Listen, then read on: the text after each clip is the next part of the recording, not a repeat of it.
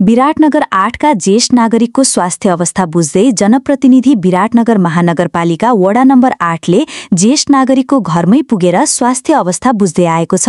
वडा कार्यालयले गत वर्षदेखि ज्येष्ठ नागरिकसँग जनप्रतिनिधि कार्यक्रम सुरु गरेको हो।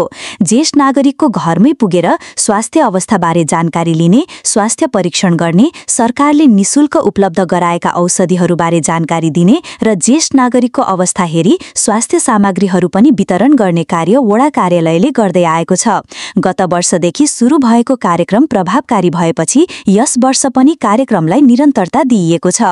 यस वर्षको अभियान अन्तर्गतको पहिलो दिन 103 वर्षीय देवी पाण्डेको घरमै पुगेर विराटनगर महानगरपालिका उपप्रमुख शिल्पा निराला कार्की सहित विराटनगर 8 का सबै जनप्रतिनिधिहरू, स्वास्थ्यका कर्मचारीले स्वास्थ्य अवस्था बुझेका छन्। उपप्रमुख कार्की, वडा अध्यक्ष पोखरेल सहितको टोलीले ज्येष्ठ नागरिक पाण्डेको स्वास्थ्य अवस्थाबारे जानकारी लिएको थियो।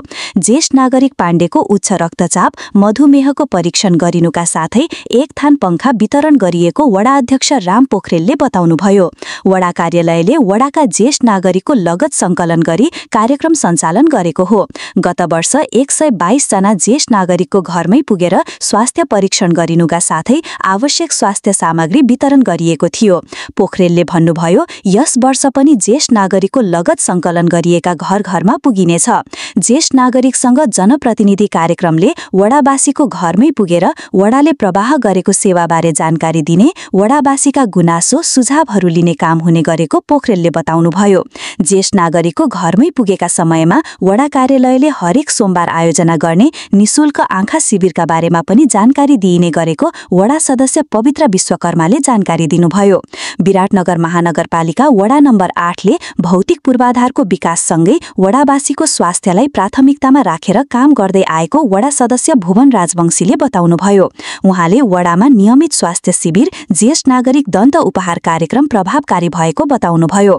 कार्यक्रममा कार्यपालिका सदस्य तारा कुमारी राय, वडा सदस्य मो अब्बास, वडा सचिव मनोज मल्लिक, स्वास्थ्य शाखा प्रमुख अन्जु श्रेष्ठ, महिला स्वयम्बिकाहरू, समाजसेवी राजन भण्डारी, शोभा निरौला, देवी निरौला लगायतको सहभागिता रहेको थियो।